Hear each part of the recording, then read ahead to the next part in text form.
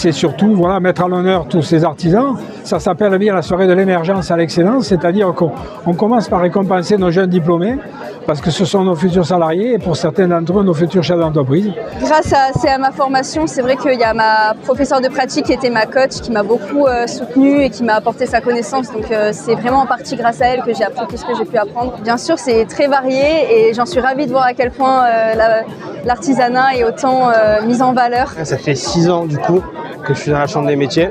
J'ai passé plusieurs diplômes pour perfectionner vraiment le métier qu'on rêve depuis tout petit de faire. Et puis on récompense la continuité parce qu'à travers ces médailles de la reconnaissance artisanale, ce sont des gens qui ont entre 15 ans et 25 ans de métier, donc déjà de belles carrières.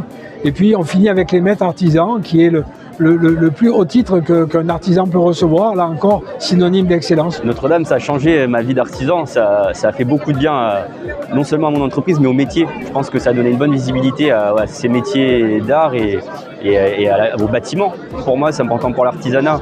Moi, quand j'étais à l'école, on ne m'a pas forcément proposé ces voies-là pour la suite et je pense que c'est important. J'aimerais partager ça avec les plus jeunes et que ça continue dans ce sens. Il y a certains qui ont besoin de s'exprimer avec l'intelligence de la main. Et qui dit intelligence de la main dit aussi intelligence de la tête. Et pour les artisans, c'est l'intelligence de la main, de la tête et du cœur.